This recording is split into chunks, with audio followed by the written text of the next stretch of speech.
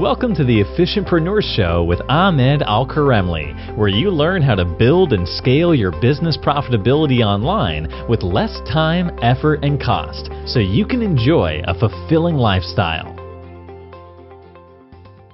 Hi everyone, AK here, and welcome to the Efficientpreneur Show.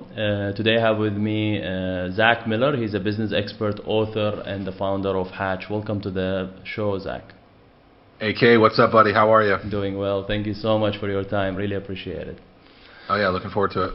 So, what's your story? Tell us more about your story. How did you start in, branding space, goal setting space, in the online space in general? Sure. So I followed the path that I think a lot of people are told to. Go do well in high school. Maybe I didn't do well in high school, but do well enough in high school, go to college, figure out what you want to do, go take a major, and graduate from there, and then go up to corporate, get that corporate job, go up that ladder. And by the time I got to that corporate side of things, after 23 years of living, I recognized that I chose probably the wrong path. So I have a journalism degree in television news from West Virginia University, and I get to my first job out of college, enjoyed it for a year, and then the honeymoon ran off. It wore off. It wasn't fun anymore. And I recognized that I had skills that I not only had learned through going to school, but by being in TV news, but that I wasn't necessarily using them to the best of my ability. And so the quick and easy way to explain a newsroom, in my opinion, is imagine a bunch of egos, a bunch of negativity, and then when you're out in the field, you have to interview someone, you have to meet someone on the worst day of their life every single day, right? So there's a saying in news, if it bleeds, it leads, right? Which is why you always see negative stories first. So basically, you knock on someone's door, and you say, hey, how are you? I'm so sorry that your son was just murdered. Can I interview you? Day after day. And I'm like, I can't take this anymore. Like, this is too negative. Like, I'm a positive person. It just hits you over and over again. And so I didn't know what to do though. And so for about a year to 18 months, I would look at different careers in maybe TV or slightly in different types of media, but I felt like it was the same thing over and over again. And I was like, there's gotta be something else. And so I started doing CrossFit back in like 2010. This is the time frame we're looking at. And there was a guy there that had been doing some freelancing, and he was like, hey, I think I'm going to take kind of my freelance projects and start like a business around it. Would you be interested in kind of like overseeing that, running that, being kind of like the face of the company and growing it?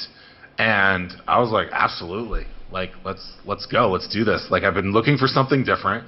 I feel like I have leadership capabilities. I feel like I can get my name out there. Let's go. And so that's what kind of got me for the first time kind of into my kind of startup entrepreneurship business life. I'd started a career when I was like 10 mowing lawns and things like that, and that was important as well in learning business. But this is kind of like after school, this is the first thing I did. And so while working at this business, while growing this business, I recognized that by doing things completely opposite than everyone else, and by educating people, you can get a lot of eyeballs on you, and that can start moving that needle so that you can hit kind of the goals or hit the success metrics that you want to. And from that, I started hosting these meetups, which in 2010, 2011 timeframe, meetups were still very young, very not used a lot, and they were incredibly important because I would basically tell someone to come to my office and act like I was an expert in something, even if I wasn't yet, and they would look at me as like this authority status, like, ooh, let's go. If this person's hosting a meetup, they sure as heck know what they're doing. Well, I didn't, but I was using those relationships, and I was meeting these new people to try and learn from them, to build my network, and it was this incredible thing. And still to this day, like 2019, a lot of people are still not doing meetups or events or conferences, and they're a huge way for you to gain kind of exposure in your career, whether you own a business or not. You can just bring people to you, and it's a huge opportunity. And through that, I started a business called Hatch, which has been a lot of different things, membership platform. We've invested in some companies. We've done events as well. And then throughout all that, within the last 18 months or so, I wrote a book called Anomaly, How to Finally Stand Out from the Crowd. And that's the quick and easy 6-minute version of Zach Miller. So is Meetup still working the same? Is it still effective? This episode is brought to you by the Efficientpreneur Club. The Efficientpreneur Club is a private and affordable one-on-one business coaching club for business owners and entrepreneurs who want to build and scale their business profitability and performance with less time, effort, and cost, and without risking their freedom. So whether you are still figuring out the right business model, strategy, and pricing, or you need help to improve your funnels, ads, sales, and conversion, then the Efficientpreneur Club is for you. Your business challenges are not going to fix themselves unless you fix them today. And the consequences of not addressing that today is your business profitability and performance will not improve, and your relationships and health will continue to be affected. It's no wonder that building and scaling a business becomes so stressful over time, but it doesn't have to be that way. The Efficientpreneur Club will help you take your business to the next level with a private and affordable one-on-one coaching with me personally, tailored to your unique needs. I will help you clarify your direction, set a strategic action plan, and guide you step by step to build and scale your business efficiently. The Efficientpreneur Club will also provide access to an extensive how-to video library, the most highly recommended tools, and a supportive community of like-minded business owners to help you along the way with feedback, encouragement, and advice. The Efficientpreneur Club is the perfect place to be if you want to maximize your profits, minimize your workload, and scale your freedom and efficiency. So check it out at efficientpreneurclub.com and say bye-bye to generic courses, secretive gurus, and expensive mentors.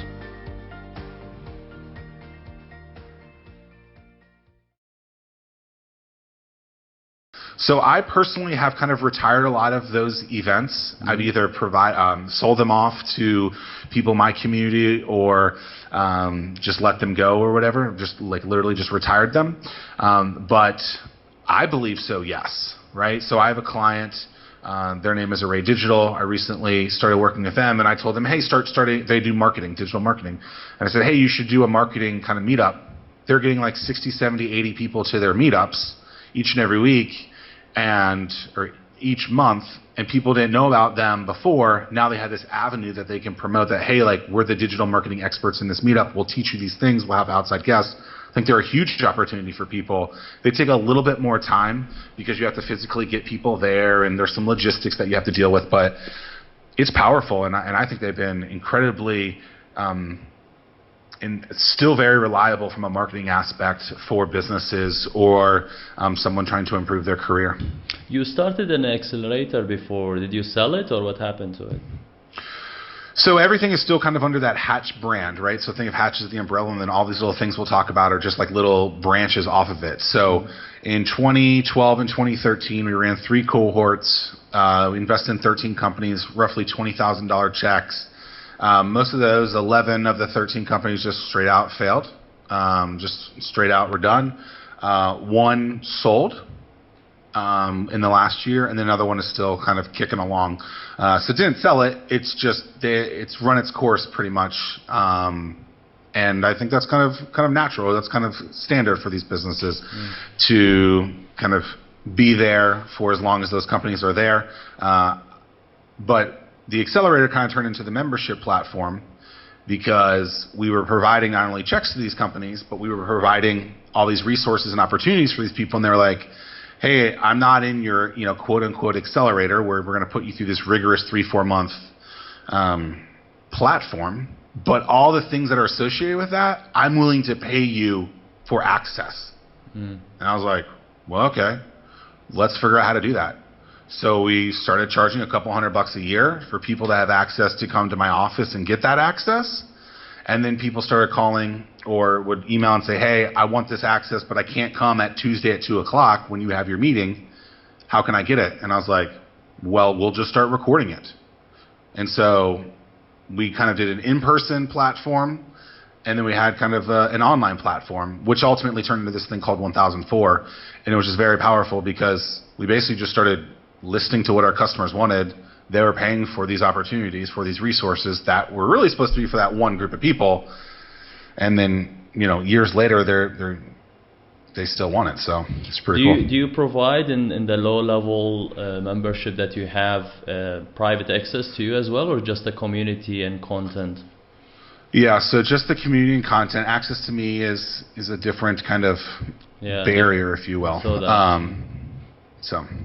All right, and how did you start growing the membership? Like from the accelerator, and then you turned it into the membership, or are you doing some marketing around it now online, like webinars or other things to convert more new clients? Sure, all of the above. So when we first did the accelerator, 2012, 2013 timeframe, we had people apply. So then there was those people that didn't make it. They were on a list of people that would be included in some of the marketing. Then there was people who said, hey, I see the results that these companies are getting. They would be kind of put into like this list of people. And then there was just people that had been to our events and meetups before. We would just reach out and say, hey, we have this thing. It seems like you're interested in learning how to grow your business. You might want to come, check it out. And then so we would email them, DM them, direct message them, personal message them, call them, whatever, and say, hey, we think you might be interested in this thing. We've done obviously ads and things like that, but I think the most important thing that's always worked is you see someone that has a pain point because they've addressed it to you, and you address that exact pain point and kind of your copy to them, your text to them, and say, hey, we have this solution for you. If you want access, here it is. Here's how you get it. So how do you find this pain? Like through the events or other stuff, or you have like kind of a funnel online to, or through emails, people reply you? Sure. So depending on how we've met them. So at one point we had an office 5,000 square feet. We've gotten rid of the office side of it. But so like we used to have a sign up form. And so most people want a sign up form. Or if this is on your contact form on your website, it says, what's your name? What's your email? We're going to sign you up for this thing and you're going to get our newsletter. What we learned is that we could ask a little bit more probing question. So we would have the same thing, what's your name, what's your email? We actually would start asking for their phone numbers too, because people would be, we would call them afterwards and thank them for coming, and they were shocked by people saying that. So it was one of those things to stand out too, where it's like, oh, they had a good time, and they're following up by calling me the next day by just saying, hey, it's Zach, thanks for coming. But we would ask this question like, what's a current hurdle that you're going through? And people answer that question, and it's really like, it would give us ideas on how to sell to them. It would give us advice on what content to produce or what questions to start asking more in depth. And so there was that. Maybe in the meetups with them we would hear stuff, or maybe they would kind of on a contact form ask that same type of question. But I think a lot of people, the standard is name, email. And we were like, let's add a little bit more to that: name, email, probing questions, saying what's the challenge that you're going through. And if they trust you enough at that point, they'll tell you. And it's pretty surprising, like how centered all these questions are. It's basically like, I need to make more money. And so and then you reply by email based on the pain point, or you send them to a strategy call? It depends. So we've done strategy calls in the past. So there's this thing that I coined the 50-10 challenge, which is basically a series of 50 doctor's visits in 10 minutes, back to back to back. So like if you go to your doctor, they're basically meeting with a couple of people an hour, and it's like bam, bam, bam, bam, bam. And so we would have like a list of these people, and I would call them, I would schedule meetings with them, I would have them in my office, whatever I could to give them a little bit. If they were new, if it was someone that I'd had a lot of contact with, maybe I would go a little deeper with them to try and get some of that information from them. But there's been so many things that worked, so many things that don't work. It's amazing when something works perfectly with one client, and then you think you can use that exact strategy again, and it doesn't. You're like, oh, it's an outlier. So after they join, then how do you keep them engaged? Like, do you send weekly content or emails with the updated content? Is the content always updated, or you just keep the community, initiate questions and the communities interact with? How do you keep them engaged?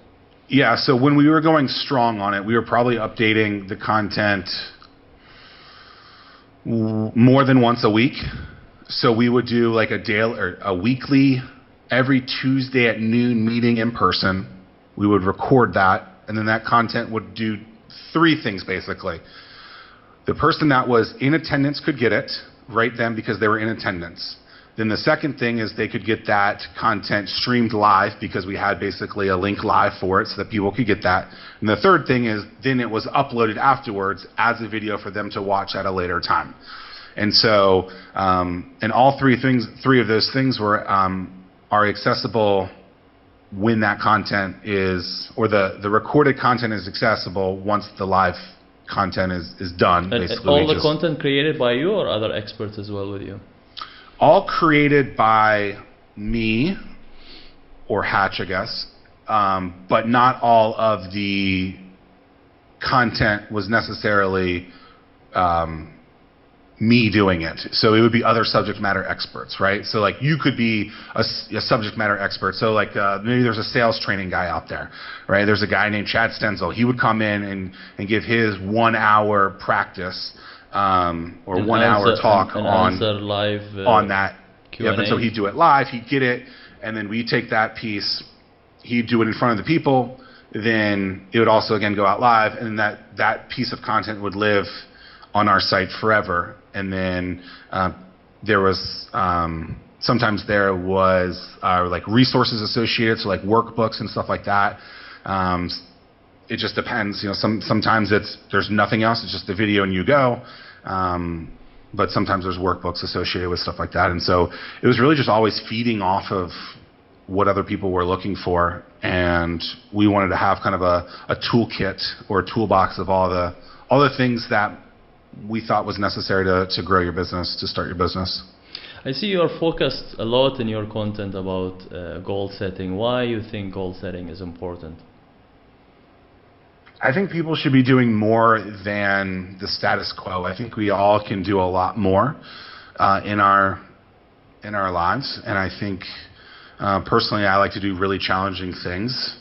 And I think that if you can do something, if you can set your kind of standard a little bit higher, when those challenges that once before were hard come up, they're not as hard anymore. And so I think sometimes people have to make realistic goals, right? So like one of my goals this year from a physical standpoint was to run, bike, or swim 10,000 miles this year, which is roughly 28 miles a day, right? I did about a little over 2,000 last year. And my buddy was like, I'm going to do 1,000 this year. I'm going to do 1,000 miles running. I was like, well, that's not enough for me. So I set some stupid number out there at 10,000 thinking I could do that. Not really looking at that number, and since and realizing how difficult that is. So now I've backtracked and realized the number I can do is 5,000, which is roughly 14 miles a day, a little bit of swimming, a little bit of running, a little bit of biking every day. Not all together on the same day, but 14 miles average a day is what I have to do. The reason the goal is important in that is because if you don't have a goal, or if you don't have something, it doesn't have to be a goal. It could just be something in the future, right? It could be a bucket list item. What is something that you can do inch by inch to get you, stronger, better, faster in business, in life, whatever, right? And so you consume a lot of content, right, AK? Yes, a lot. Right? And so you're consuming that content to get smarter, to get stronger, to improve your mind, to improve your business, the show, etc. All those little things are just like little baby steps to get you better at life. And so whether it's, in the workout world, whether it's in the business world, those things are there to get you stronger. And so if you do a bunch of those little things, they make that big goal a lot easier to obtain. Is it true if you write them down, you achieve more of them, or like bigger percentage? I don't know. I know that you have to if you write down what you learn, I think you retain 25% more than if you just hear it or something like that, right? So like if I was in school, I learned something, I write it down, I will retain 25% more if I write it down. And so if you take that same mindset and put it in goals, you see it, you kind of live it, you believe it, and you go after it. But I don't know if you have to write it down. Some people do. Like I could look up and I could see that there's my goal right there, like on a whiteboard in front of me, right? Yeah. Is that the thing that means I'm gonna get it? I don't know, but it's something that's there in my mind. I also have something on my phone that reminds me, and just in my mind, I know, okay, I have to do this every single day.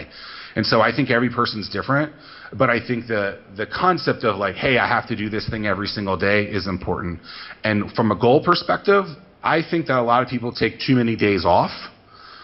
And I'm not saying like 24/7, like hustle, hustle, hustle, or anything like that. I'm just saying a lot of times people find ways to go after something, and they don't have to do it every day. And I think that when you can create that real habit, it can be very powerful. And that no days off kind of mindset can be very powerful in making sure that routine happens over and over again.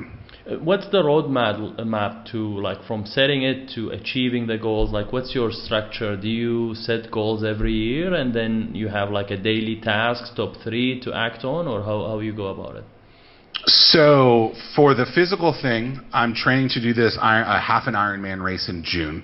I signed up for it roughly 10 months before the race was going to start. And for that specifically, I know I have to work out every day, right? From a business perspective, my book comes out officially April 2nd, right? So April 2nd. Very soon. And for this, Congratulations. soon, right? Thank you. Okay, do you have a copy of it to show it? Of course. Yeah. Of course. Cool. Gotta show the product. Yeah, Anomaly. Right? Every single day I'm trying to advance this, right? I think if I sat there and said, hey, I want to try to reach out and get on a TV show every single day, what do I have to do that, right? I have to reach out to a TV show every single day. I have to reach out to a publication. So like I had to reach out to you to be on this show, right? So if I can do one of those at least one of those every single day as a minimum, then at the end of the year, you have 365 times that you've reached out and tried to do that, right? 365 might be too many for some people, right? So I recently was reading an article, Michael Phelps, the United States Olympic swimmer, maybe the greatest Olympian of all time. Apparently, I think it was in 2012, his coach said, hey, I want you to start working out on Sundays. What do you think about that? And I guess he used to only train 6 days a week. And Michael says, I'm game, let's do it. And then his coach immediately says, you're going to be 52 more practices ahead of your competitors now because they only work out 6 days a week. Right? So a lot of times you think about the big number in mind, but then if you can break that down into that little number, so 5,000 miles working out seems like a lot. But really 14 a day doesn't seem that bad. It's, 40, 50, 60 minutes, depending on how fast you are on a bike. That's not that bad. Right? But if you think I have to do 5,000 miles today, that can be really hard. So have that big goal in mind for a later time, right? You say that you want to get on 150 different podcasts, right? But to get there, you have to reach out to just one a day. So I think big mindset, big goal at the end, but then break it down to little things. What's the difference between, like you mentioned, the big goal, and then you chunk it down into smaller goals to achieve it? Like, what's the difference between a big goal or a goal and vision? I think they could probably be the same thing. A goal, a vision, something to look forward to at a later time. A vision could be a bigger set of goals, I guess. It really just depends on the person, and their vernacular in there. A vision is something that I can see a lot of people just saying it's the same thing as a goal, right? I want to lose 100 pounds, right? That's probably also someone's goal, right? Or that vision could be, I want to be the GOAT. I want to be the greatest of all time. To do that, you probably have to hit a series of goals from a series of years over and over and over again, right? Most GOATs, right? The greatest of all time. I define it usually like the where you want to go, and it's usually something, it's not really easy to be achieved or unachievable, Sure. to lead you where you want to go, and the goals will help you, go there to where. So basically vision is the where. That's how I divide. I always think that, like, if I like to look at sports, so I love sports. I always like to think about like sports analogies if possible. So I always, like, a lot of people look at someone's career stats, right? Or they'll look at a 1 year stat and be like, oh, this guy had the greatest year ever. That's fine, but most running backs in the National Football League only last 3 years. So if one of those running backs just had one good year and then they had a 3 year career, was it that good? No, I like to look at the longevity of it, like that career, that person that was there for 13, 14, 15, 20 years. Consistency. that's who you think of for a long term. And so I'm constantly thinking of like my legacy and like how I can be the GOAT, how I can be this person that people are looking back, after a 20, 30, 40-year career being like, wow, he wasn't a one-hit wonder. He's done this thing for a long time. That's powerful. And so I personally, so that's my vision then, right? Like I want to be the GOAT. I want to be, the person that stood out so much that people are like, oh, there he is. Like he's a marketing wizard. He understood all these things, and he didn't do it just once. He did it for, the time that he was alive to the time after he was dead that people were still talking about him. I think that's powerful. Tell us more about Anomaly. How do you define Anomaly? So an anomaly is something that deviates from the standard. I think that's the line in the book, right? So most people blend in. So if you think about it from a data perspective, how many ads do you think you see a day? How many advertisements? Like 40, 50 maybe. 40 or 50. Yeah. What if I was to tell you that you see 5,000 ads a day? Wow. That's 100 times what you thought. Is that right? Is that math right? 100 times? I don't know. So 5,000 ads are what we see every day, right? Imagine you've created this amazing business, this amazing process, all these things, but you didn't focus on standing out that first time. Imagine if no one ever sees you, right? It doesn't matter how great that business plan is.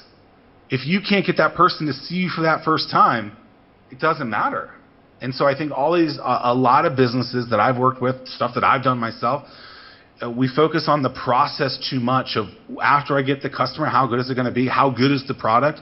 But we don't focus enough on making sure that that person sees us, that brand that we want to hear us sees us, right? And so it is a lot of communication. It's a lot of creative things to get out so that people can see you. And so I think that an anomaly is something that deviates from the standard. It's something that doesn't blend in. It's something that gets people's attention. And I think that that's incredibly important. And I wrote the book because basically it was the same question that I had gotten for the last 10 years of my business career. Hey, Zach, I want more, I want it cheaper, and I want it faster. How do I do that? So how that's interesting. Yeah, sorry, go ahead. And I'd answer that a bunch of different ways. And I was like, I'm terrified of writing a book. Challenges me. Let's do it. So how to stand out in this crowded market, especially online? I think a lot of people copy what other people are doing. And I think you can go back to basics, at least as of March 20th, 2019, you can go back to this basics by reaching out to someone and doing this thing that I call just say hey. Right? You and I met because I saw that you were connected to someone else, and I can't remember who it is at this point. And I saw what you were doing. That's how I met you, because you basically introduced yourself on someone else's content. I was connected to that person. I was like, oh, that's really cool. I think it was Free Up. Is that where I saw it? Right? With so I saw Nathan, you post something there. Mm. I know Nathan. Nathan's been on my podcast. I was like, oh, cool. I like AK. I like what he's doing. Let me reach out to him. Right? Most people won't reach out. They will wait for AK to call me. So what do? I try to get in the driver's seat. Explain to people how to reach out to someone that you don't know, let's say to pitch something or to be on their podcast, or how do you do that? Yeah, so I think oftentimes what people do is they will see something.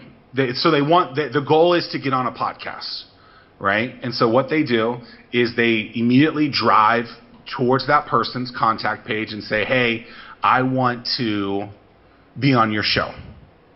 When instead, the better thing to do is probably introduce yourself first and get to know that person a little bit better, and then they get nosy, and then they invite you on that show. Or after you built a little bit better relationship, and by the way, this can be done in like 10 minutes. I'm not saying this has to be 10 years.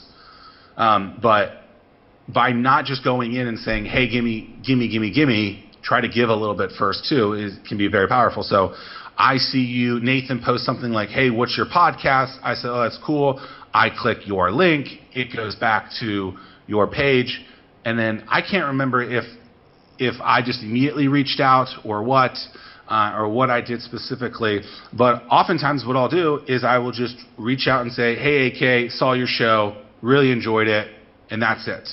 And then what happens is you reach out, we start a relationship, and then somewhere in there, someone's going to offer something to someone. Someone's going to be like, hey, do you want to be on my show? Hey, can I be on your show? Whatever it might be, it just becomes a lot more powerful than just that first interest with that person being like, hey, buy my thing. Because here's what happens. When was the last time that you met someone for the first time and tried selling to them and it worked? It usually doesn't happen because that pain point that they're trying to address hasn't been brought up from you yet. And so you have to play this game, kind of a sales funnel game, where it's like, meet someone, have a great conversation, follow up with that person, which isn't what most people do. Most people don't follow up. Figure out what they do. Figure out if they have a pain point. Dig deep. Make sure that relationship is still good. Then once you know it's good, then you can say, hey, I have this thing for you. I think it could be a good opportunity. Okay. What do you say? What do you say? What other like tactics or strategies that you share in the book to stand out, to become the authority, to look different in this crowded market?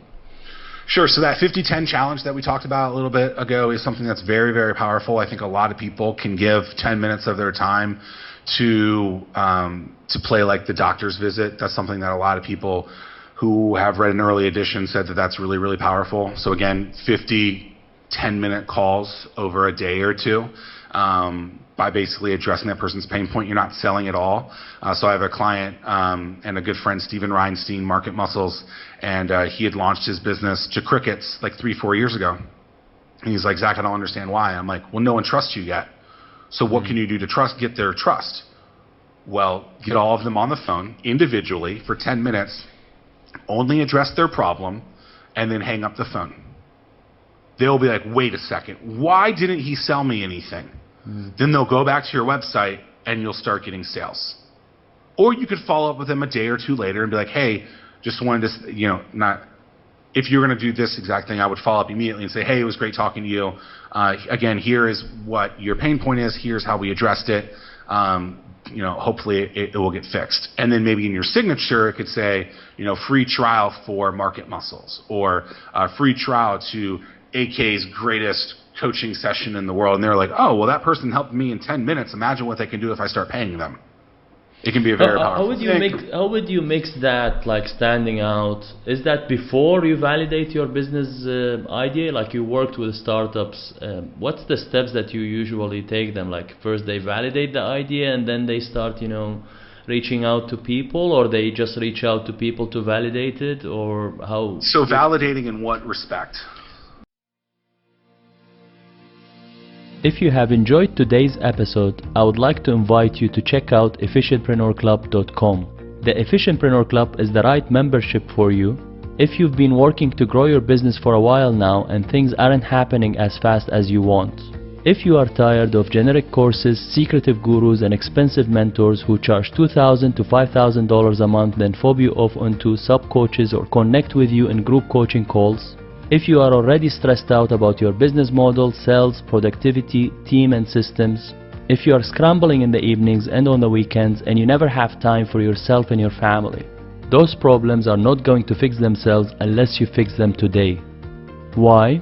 Because your business profitability and performance are not going to change unless you do, and your relationships and health will continue to be affected. Building and scaling a business becomes so stressful over time, but it doesn't have to be that way. The Efficientpreneur Club is a private and affordable one-on-one business coaching club for business owners and entrepreneurs who want to build and scale their business profitability and performance with less time, effort, and cost, and without risking their freedom. The Efficientpreneur Club will help you take your business to the next level with a private and affordable individual coaching with me personally. I tailor the program to your unique needs. I will help you clarify your direction, set a strategic action plan, and guide you step by step to build and scale your business efficiently. The Efficientpreneur Club will also provide access to an extensive how-to video library, the most highly recommended tools, and a supportive community of like-minded business owners to help you along the way with feedback, encouragement, and advice. The Efficientpreneur Club is the perfect place to be if you want to maximize your profits, minimize your workload, and scale your freedom and efficiency. So check it out at efficientpreneurclub.com and say bye-bye to generic courses, secretive gurus, and expensive mentors.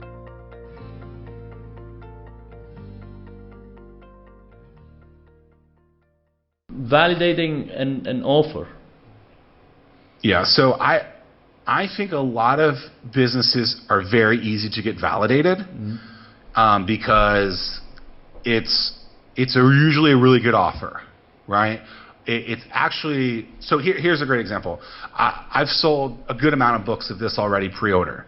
What I've learned is that getting that person then to read the book is just as big of a challenge to get them to buy the book. So not just getting that person to validate it, but then getting that person to actually use the software, service, product, whatever you're doing, and then from there figure out of those people who's actually using it. Right? Oftentimes early on you're trying to find kind of your champions. So if you think about a gym, right? A gym sells a membership because that person wants to lose weight, get fit, whatever. So they sell a lot of memberships. But then how many of those people actually keep going back to the gym? So do you want to sell to the person that is a super user, that actually uses that product so that you can get that endorsement and get other people and you can get the testimonials, you know, more money, etc., their friends, them telling their friends? Or do you want to get just all these people because it's the open promises of a gym and they never use it, right? And so I think when you're validating something, you really want to try to find those champions, because if not, I think you have kind of misleading information. So again, I think it's really easy to kind of get an MVP off the ground, a prototype off the ground. I think it's really easy to try and get people to buy it because I think you can be persuasive enough to do it. I think really finding those super champions is difficult, and then that kind of in between stages is hard to that next level. But I would, if you can't get money from someone to start, it doesn't matter once your product is out there, they're not going to buy it later, right? So I love the idea of kind of pre-sales, validating products, but you have to get that beforehand, because a lot of people think it's, I mean, they waste so much time building the website. website. So much time. And, yeah. I spent $200,000 building this app. Well, did you see if anyone wanted it? No, I think it's great. Well, just because you think it's great doesn't mean anything, right? You just wasted $200,000. What you could buy an apartment for that and then rent it on Airbnb and make $200,000 a year. Why wouldn't you do that? Or whatever, you know, it doesn't have to be super sexy. I think validation is incredible, and I think most people should be trying to get that. If you're trying to just build up kind of a community awareness, credibility of yourself, I don't think you have to have validation yet. I think you could be using that as kind of your, you know, I think the vernacular is customer discovery, right? And figuring out if there's enough of that stuff around to then maybe say, hey, I've interviewed 1,000 people from this similar 50-10 challenge. It seems like all of them are looking for, you know, X. Maybe I have the skill set to build that. Maybe I should start building that. Or I could start creating content to fix that. I think that oftentimes people, they want to build what they want, and they don't always build what kind of customers want. So what's the sequence that you take people through? Like idea, offer, validation, scaling, or how do you, what's your usual steps? So, if I was meeting with someone for like the first, like, am I selling a product? So am I selling my services, or am I trying to sell them something different? No. If they want to build their own, let's say, business or offer, like which steps or like kind of. I would probably try to tell them to validate first. You know, build some probably don't even build a prototype. Probably in theory, think about who your target customer is. Right? I think my target customer is moms with 2 kids that live in Cheyenne, Wyoming that own a dog, because you're going to sell a dog product. Right? That's what you're thinking. I'm going to sell a dog product. This is all theory. I have no idea what it is. Right? I'm going to sell a dog frisbee. Right? And my mom of 2 with a dog is who that family is in Cheyenne, Wyoming. So then I would start reaching out to those moms in Cheyenne, Wyoming and saying, hey, I'm building this frisbee for your dog that will do something special. It will never get chewed, or it'll never get broken, because it's the material I'm using is going to be great. I'm thinking about selling it for $20. Once it's out, how many of those do you think that you would buy? Okay, I'll buy 3. Okay, actually we're going to give 50% off now. Would you buy it? And then it'll be delivered in 3 months? No. Okay, and how many of those no's do you get? Right? It's kind of like a Kickstarter, right? So most people will get a lot of no's, and if they can't get that credit card out then, they probably will never get it out. And so if you can't have a big enough group of people, from a target customer to then a sale, so test early and fail fast if it's not working. Sure, and I tend to hate the word fail because I don't think you're really failing. You're actually you're not failing by spending the $200,000 on that thing that doesn't need it. I mean, yeah, you're getting feedback. It's just I call the word failure feedback. But I mean, like if you're building a product, you have to get tooling. Tooling is very expensive. People don't realize that. And so if you have one mold, it might be $20,000 to $400,000 for the mold alone, depending on what it is. That's an expensive venture to go into, to not have a lot of people telling you, hey, I'm going to buy that thing. And so if you can get some of those people to buy beforehand, if you can get some of those people to show extreme interest, and maybe even get a purchase order in there, I think you're better off than building it and then realizing you get crickets, which is the worst. You hate crickets, right? Yeah. Tell us more about the 1004. Yeah, so 1004 started as a mindset. So I live in southeastern Virginia of the United States, and I was at a job summit in my jeans and a black t-shirt probably, and there was someone, so this area isn't necessarily super growing as a startup community or anything like that in 2012, 2013, and someone was saying that all we need to do is recruit all these large businesses, like 4 businesses with 1,000 employees each, and that would fix everything.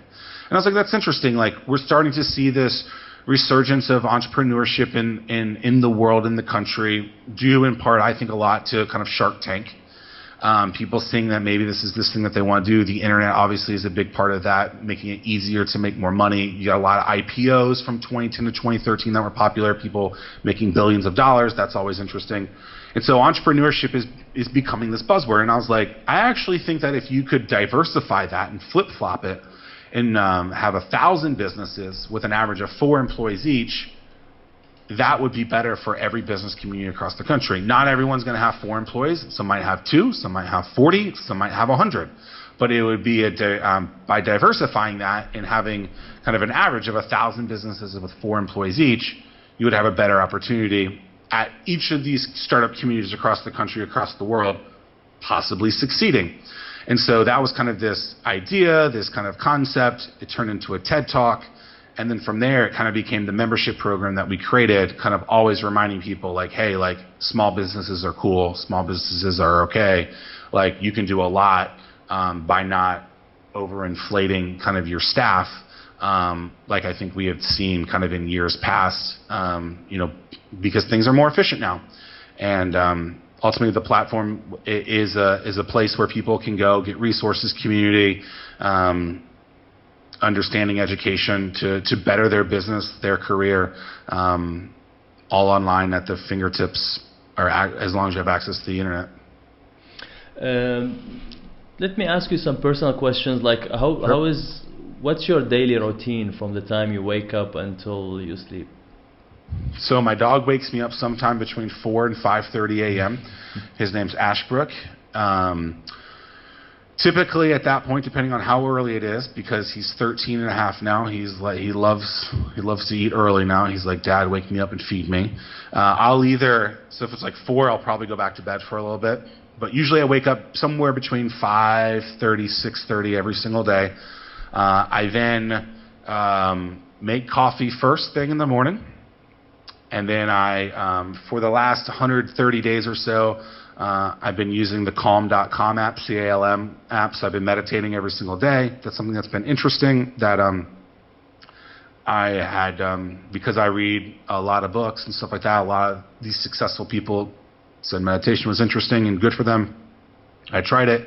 It's just nice. It helps get the day started. You can think. I do that. Then Any hobbies? Then I kind of... Then what? Any hobbies like you do? Not even... so sometimes I'll work out first thing in the morning. So if I work out first thing in the morning, before I do anything, I probably wouldn't meditate. So I try to train at least an hour, either bike, swim, or run a day, every single day, 7 days a week. Usually I do that sometime between 6 a.m. and 11 a.m. And then Per day, I try to do one major thing a day, right? So today, shooting this with you is that major thing. Also at 9:30 this morning, I did a talk to a local business organization. Those are the two major things of the day, right? Everything else is like things that I don't have to be on my A game for, right? So again, back to sports, if you think about, you play football, you basically are playing 16 games a year, plus or minus if you make the playoffs. And so that means you have to be on your A game 16 times, right? You got to practice hard and do all those things. But most of the time, the thing that you have to be on your A game is what's most important.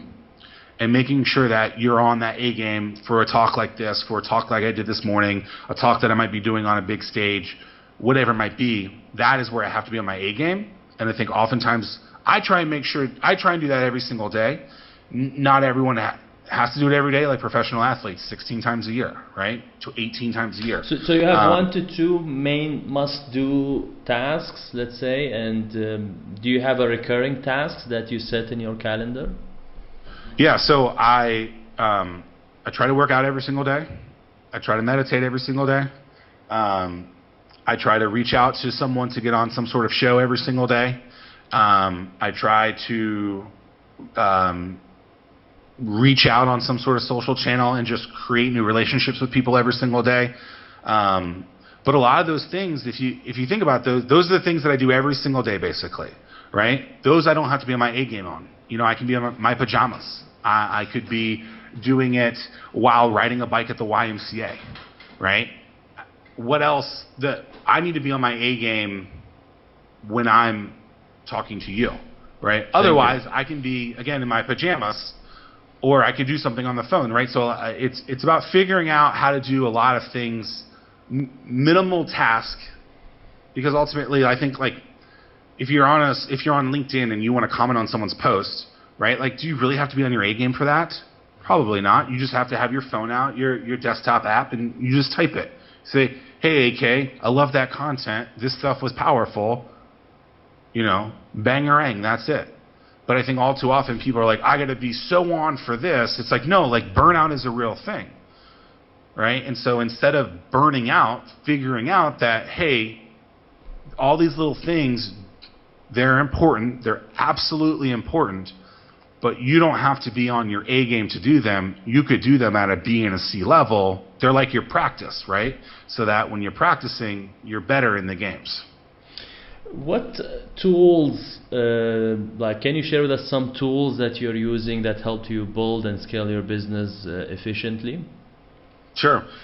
So favorite tools, I would say Audible. I would say the Google Suite. I use something called Productive, which is basically a thing that says, I did this thing today, and that's it. I did that thing, bam. What is Google something you mentioned, the second Google one? Suites? So so the Google Suite, so like that's what I use for email, their documents, their spreadsheets. So what's the difference? Like I never used it actually, but I just remembered it. So what's the difference? Like is it connecting the Google Sheets with the Gmail and the other stuff, or what's the main benefit of it? I think they're all just separate apps under kind of the Google suite of businesses, umbrella. Right? So like you have you have Gmail, right? So Gmail is one of those things, and then if you were to use Microsoft Word, Google's version of that is Docs, right? And so I just use Docs to think about talks that I'm doing, think about book that I'm writing, whatever, and so it's just a place where I can put all that stuff. It's just a word processor, right? It's just an umbrella that all these different branches of softwares of Google it's under. Yep. Okay. That's it. Got it. And then let's see what else. I love texting videos to people. So like I'll do a video. Here's an interesting hack. So you have Facebook, right? Yeah. Obviously, that's where we met. When's your birthday? 11th of June, 1981. Okay, so on June 11th, you're going to wake up and people are going to say, happy birthday, AK. I hope you're doing awesome. It's great to hear you. And it's great. I love getting those messages. On LinkedIn, you're going to get the same message as well. But here's the problem. They're very safe bets. What happens is you have all these people that are probably not really that active in your life that just push a button and say happy birthday. What I think that you could do that's very powerful is if you have their cell phone number or a way that you can direct message them, pull out your phone, open up your video camera, and do a quick little video and be like, hey AK, it's Zach, I hope you're doing well, happy birthday, send it to you. Right? So I do a lot of stuff like that for friends, clients, prospects, people that I've met at conferences, and I'll just text them a video. Or I don't email them the video because I've not gotten good results from that because the way it's kind of included use an as an app, attachment. which is an awesome. I use it with the new members when I onboard them, like personalize the video messages to them. An app called Bonjoro. But I mean, think about how easy that is, right? It takes me 15 seconds to do this, yet it gives them that personalized attention. So many people want to automate everything. It's like automate a receipt, sure. Right? Automate something that's the same for everyone. But how hard is it for me to sit here and say, hey, AK, thank you? Right? I could send you an email after this and be like, hey, it was awesome being on your show. Or I could send you a handwritten card. Or I could send you a video doing the same thing. Right? It's a lot more powerful. And I think people are lazy. And they're like, oh, I just want to automate this. I want to make my $1 million and call it a day. It's like, don't you want to make that $1 million year after year by just having great relationships with people, because that stuff people will remember because everyone else automates things and doesn't care about the customer in the same kind of way. And so I think it could be way more powerful to personalize as much as possible. Any top mentor that helped you the most in your business? So I believe because of the internet, we now have these kind of virtual mentors that we've never necessarily met, right? So I would say that the person who has probably meant the most to me in my business career is, and this is kind of ridiculous, is Vince McMahon of WWE, so World Wrestling Entertainment. Okay. And so, you know, they have more, they just hit $1 billion. I see a tough guy behind you, right? Yeah, that's The Rock. Right? Okay. I'm 35 years old and I watch wrestling. Yes, it's a little weird, I guess, right? But they're amazing at content. They're amazing at storytelling. They're amazing at building a community, right? They have 1 billion social media followers, right? And so they have 2 million subscribers to their online network, the WWE network. They just do, in my opinion, they do things very, very well. And that storytelling is so very powerful. And from afar, I've watched what Vince has done by taking over his father's business back in the 80s and building it into kind of a worldwide juggernaut. And I think that's pretty cool to look at that and see how he's done that. And so that would probably be the biggest mentor that I can think of from kind of like a business perspective. Top 3 books. Top 3 books, all around the same kind of theme. Resilience is something that I think is really, really important. The first one is North by Scott Jurek. It's a story about how he sped ran the Appalachian Trail, which is a mountain range of roughly 2,200 miles spanning the east coast of the United States. Kevin Hart's book, Can't Make This Up, a book about how he kind of got through life and how he heard a lot of no's. And he just kept climbing and kept fighting for it. And then a book that I recently read, which is really, really interesting, by Jesse Itzler. It's called Living with a SEAL. It's how you do things that suck every day. And so he hired this Navy SEAL to train him basically for 30 days of his life. And the Navy SEAL, his name is David Goggins. David Goggins basically tells Jesse Itzler, he's like, hey, like, these are all, it's my rules or nothing at all. And so, you know, this Jesse guy wants to not be kind of in the status quo anymore. And so he's a fit guy. His wife is actually the lady who started Spanx. And so a very, very wealthy family. And so they do like crazy amounts of burpees and pull-ups and running. And so, but resiliency is something I don't think a lot of people talk about, right? And so like you hit a roadblock, you hit a wall, people quit. And I think if you think about, you know, some of the most successful people, the most amazing anomalies in the world, they're people who don't quit. They're resilient. They push through. And so I love hearing stories about that and how they kind of got through these really, really challenging things. And so all three of those books kind of on the same theme of resiliency. What's the best advice that you have ever received?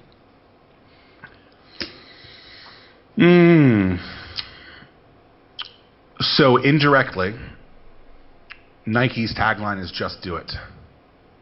I'm gonna say that. Just do it. Take right? action. Yeah. I talked to someone today, and she goes, "I've been thinking about doing this podcast. I really want to do it, but I'm scared." I'm like, "Well, just do it."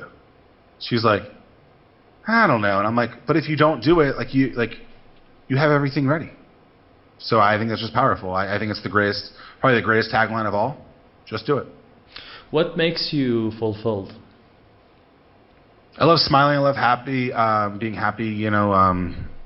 Hanging out with friends and being able to do things that, a decade ago I didn't know that I would be able to do. I haven't had to have a quote unquote job for a long time. I love doing that. I love smiling, spending time with family, friends, doing things with my dog, and doing things that are absolutely crazy and challenging. At the end of the day,